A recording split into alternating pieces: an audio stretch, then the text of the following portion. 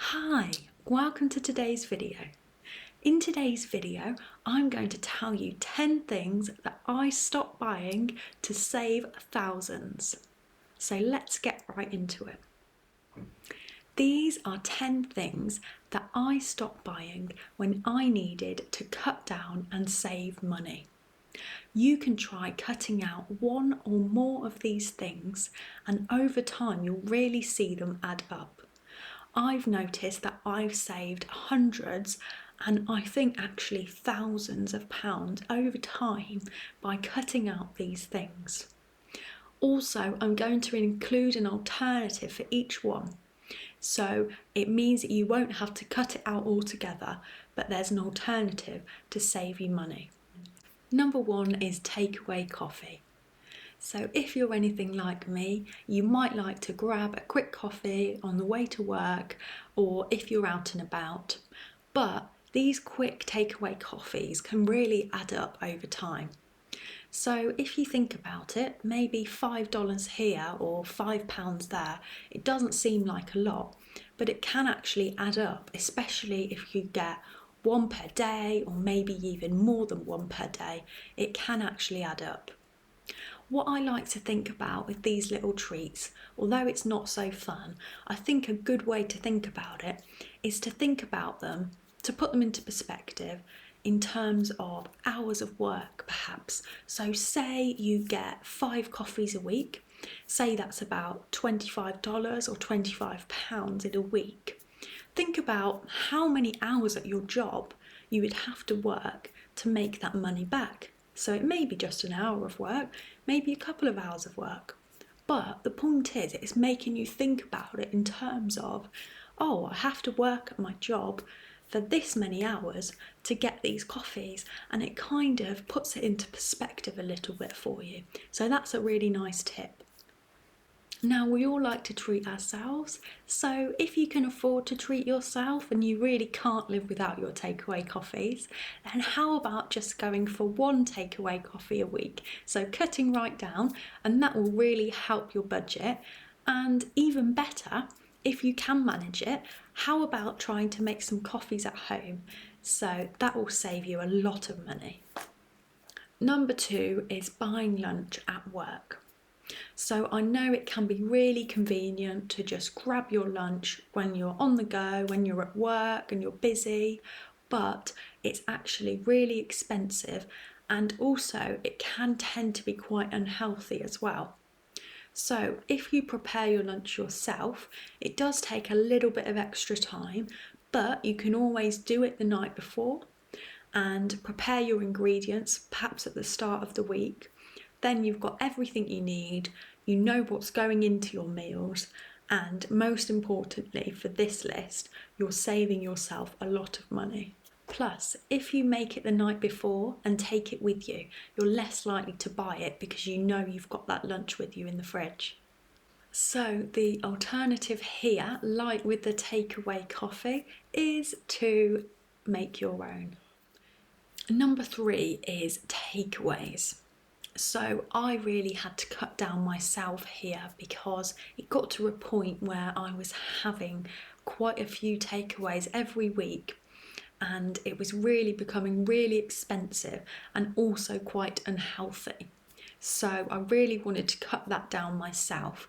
So what I did, I brought it down slowly because I do love a treat, but I brought it down to twice a month and then once a month. So now I'm at once a month, so I still get that treat once a month and I still get to enjoy the takeaway, but it's not so expensive and you can plan it into your budget. If you can't go to once a month, how about going to once a week if that's manageable for you, or twice a month, and then you can plan that into your budget so you know you're expecting the expense and at least you can treat yourself. Takeaways are actually really expensive, aren't they? And they can often be the same price as a sit-down meal. So I tend to see them now as a treat, and perhaps do it if you've got a task or a job that you need to get done. Perhaps see it as a treat after you've done that task or that job. Number 4 is getting an Uber.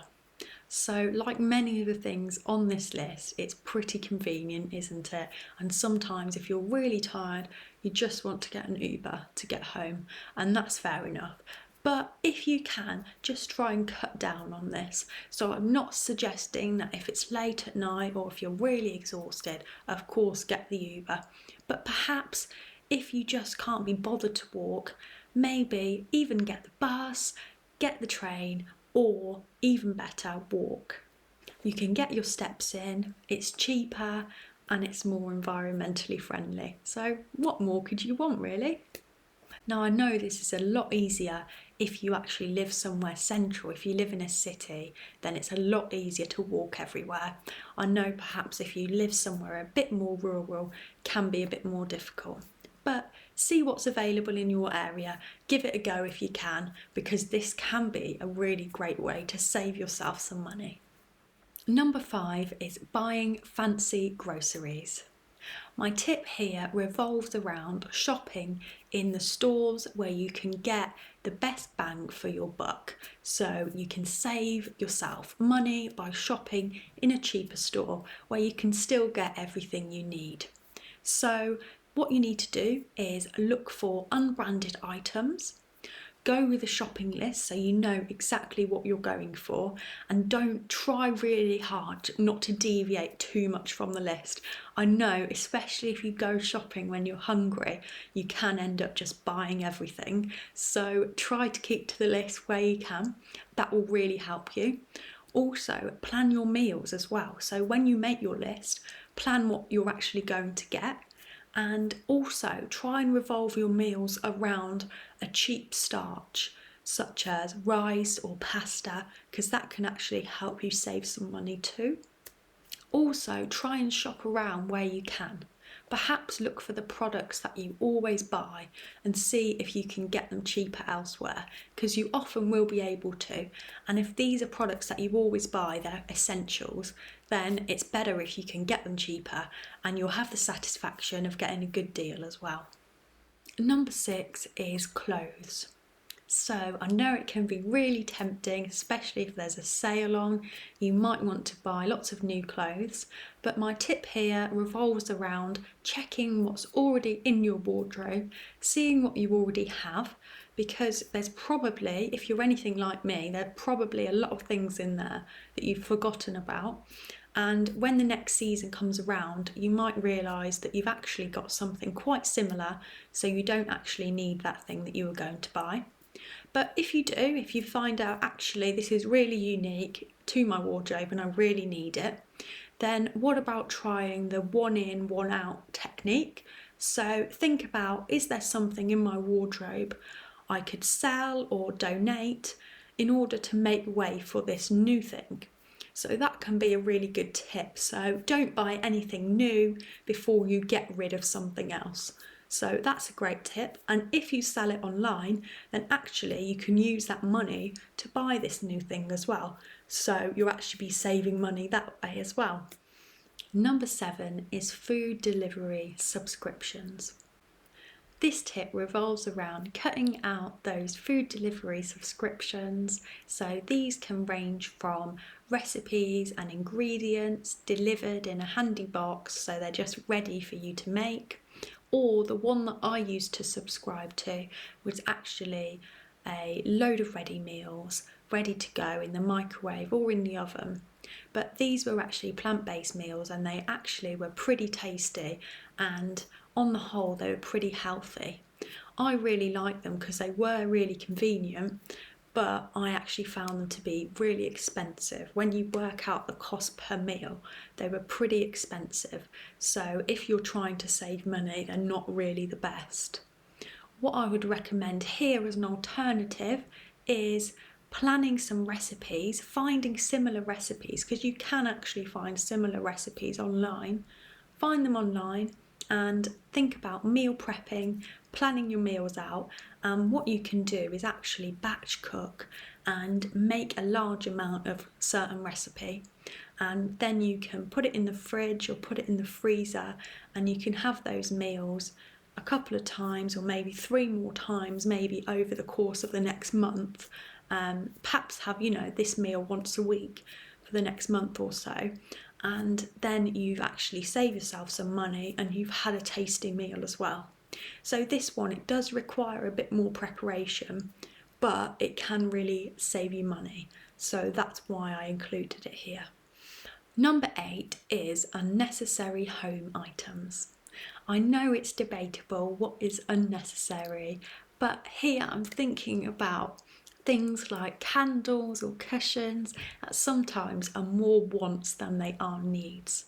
I think once you furnish your home in a way that you're happy with, and you can change it season on season, but I think if you are trying to cut down on costs, then these are sometimes things that you don't quite need, and actually if you stop buying them altogether you could save yourself a lot of money. Now this can be tricky, so perhaps think about a purchase that you really want.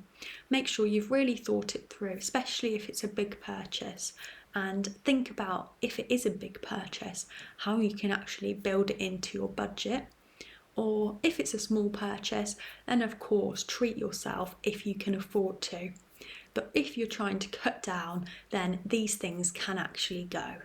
Another tip here would be to check out some charity shops or some thrift shops.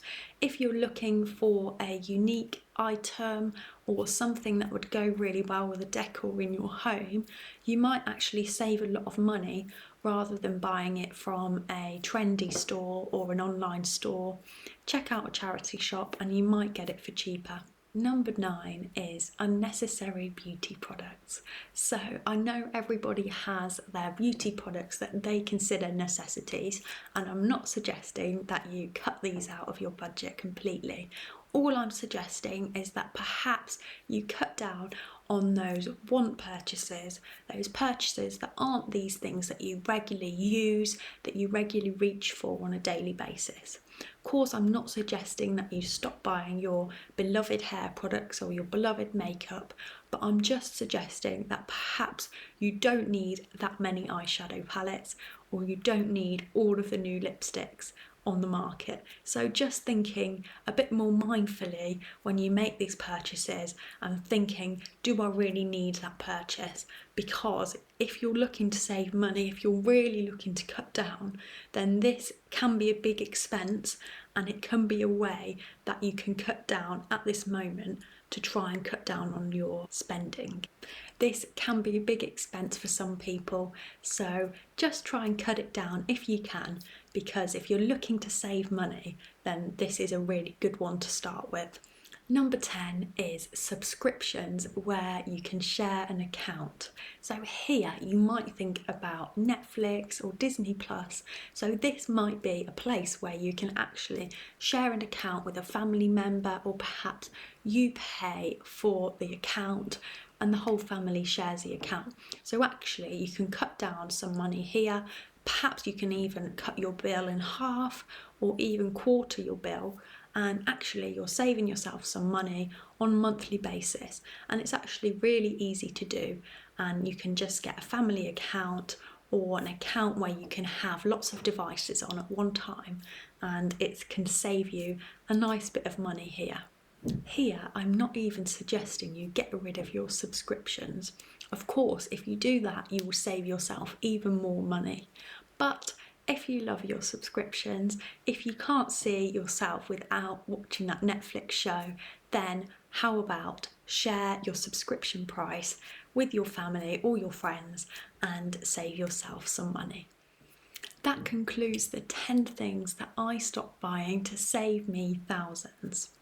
Thanks for watching it to this point. I hope you enjoyed it. Give it a like if you liked it, and write in a comment below which is your favourite and which of these tips you'll be trying. Thanks for watching, and see you next time.